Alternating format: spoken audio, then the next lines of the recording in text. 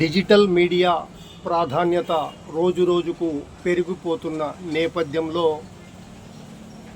ఈ అవకాశాన్ని సద్వినియోగపరుచుకునే దిశగా ముందుకు వెళ్ళడంతో పాటు ఈ నేపథ్యంలోనే సూడో మేధావులు ఆయా రంగాల్లో సూడో నిష్ణాతులమంటూ సూడో నిష్ణాతులు ఎక్కువైపోతున్నారు. ఈ మేరకు ప్రతి ఒక్కరూ అప్రమత్తంగా ఉండకపోతే ఆర్థికంగాను ఇతరత్రా కూడా నష్టాలను కష్టాలను చవి చూడాల్సి వస్తుంది. గతంలో ప్రింట్ మీడియా ఎలక్ట్రానిక్ మీడియా మాత్రమే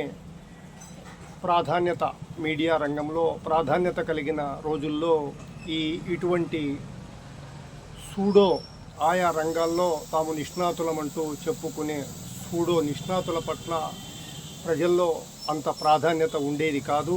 అయితే ఎప్పుడైతే డిజిటల్ మీడియా రంగంలో మీడియా ప్రాధాన్యతలో సింహభాగం, ఒక రకంగా చెప్పుకోవాలంటే సింహభాగం డిజిటల్ మీడియా ప్రాధాన్యత కలిగి ముందుకు వెళుతూ ఉందో ఆ కోణంలోనే ఇటువంటి వారు ఎక్కువైపోయారు. మనము సూక్ష్మంగా పరిశీలిస్తే అంటే ఇక్కడ ప్రతి ఒక్కరిని తప్పుపట్టడం మన లక్ష్యం కాదు. ఆయా రంగాల్లో మనం చూసుకుంటే జర్నలిస్టులు లేదా న్యాయవాదులు, వైద్యులు, ఇంకా ఆ విధంగా మనం పరిశీలిస్తే అసలు కంటే కొసరుకు మెరుపెక్కువని సూడో మేధావులు, ఇందాక నేను చెప్పానే ఆయా రంగాల్లో సూడో మేధావులమంటూ ప్రతిరోజు డిజిటల్ మీడియాలో తమను తాము ఎస్టాబ్లిష్ చేసుకుంటూ తమకు తాము ప్రచారం కల్పించుకుంటూ ఒక హైప్ సృష్టించుకుంటూ ఈ కోణంలో మనం ఇవాళ జర్నలిస్టుల విషయాన్ని పరిశీలిస్తే ఇవాళ ప్రింట్ మీడియా ఎలక్ట్రానిక్ మీడియా పీడిఎఫ్లు డిజిటల్ మీడియాలకు సంబంధించి గ్రామీణ ప్రాంతాల్లో కూడా వందలాది సంఖ్యలో జర్నలిస్టులు అంటూ కనిపిస్తారు. వీరు వాస్తవంగా జర్నలిజానికి సంబంధించి వృత్తిపరంగా వారు ముందుకు వెళ్తున్నారంటే అది నామమాత్రమే. కేవలం అధికారులకు వినతి పత్రాలు ఇచ్చినప్పుడు, ఏదైనా నాయకులు పాత్రికేయుల సమావేశాలు నిర్వహించినప్పుడు అటెండ్ అవ్వడం, అక్కడ నలుగురిలో జర్నలిస్టుగా కాసేపు హల్చల్ చేయడం, ముందుకెళ్ళడం తప్ప ఆ తర్వాత వృత్తిపరంగా వారు ముందుకు వెళ్తున్నది కేవలం నేతి బీరకాయలో నెయ్యి చందంగా ఉంటుంది. అలాగే మనం ఇవాళ వైద్యులను పరిశీలిస్తే కూడా సమాజంలో అసలు వైద్యుల కంటే నకిలీ వైద్యులు కూడా ఎక్కువైపోయారు.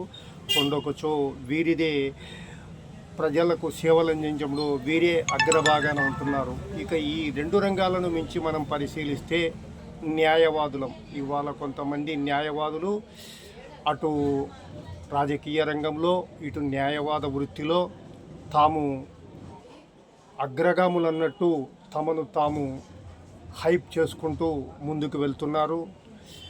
వారు ఆ విధంగా వెళ్ళడంలో ఎవరికి నష్టమేమీ లేదు. కానీ ఆ విధంగా తమకు లభించిన ప్రాధాన్యతతో ప్రజలను తమ వృత్తి పట్ల ఆకర్షితులను చేస్తూ వారిని మోసం చేయడమే ఇక్కడ మనం ఖండించాల్సిన విషయం.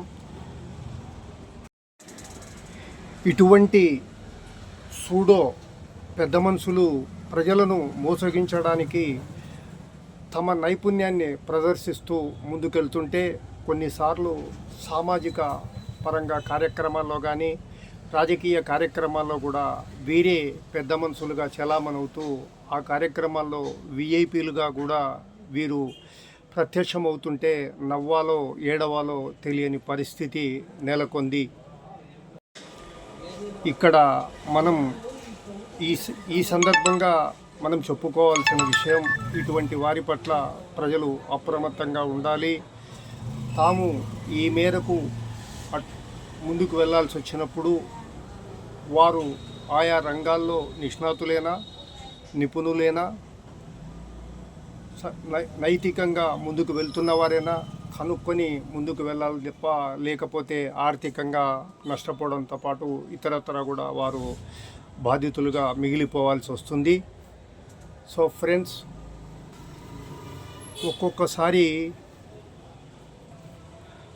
ఒక్కొక్కసారే కాదు, మనం ఇక్కడ ఒక విషయాన్ని గుర్తుంచుకుంటే పాత తరంలో మన పెద్దలు చెప్పేవారు, మనకు కూడా తెలిసిన విషయమే, అసలు బంగారు కంటే కూడా కాకి బంగారుకే మెరుపు ఎక్కువగా ఉంటుంది.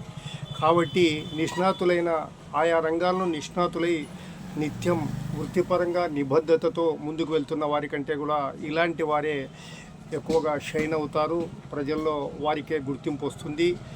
కోర్స్ అది తాత్కాలికమే అనుకోండి, అయినా కూడా ఇటువంటి వారి బారి పట్ల చాలా జాగ్రత్తగా ఉండండి. ఈ మేరకు అవసరమైనప్పుడు నిష్ణాతులైన వారి సలహా తీసుకోండి. ఆ మేరకే ఇటువంటి వారి బారిన పడకుండా జాగ్రత్త పడాలని సూచిస్తూ మీ జర్నలిస్ట్ మదన్ మోహన్.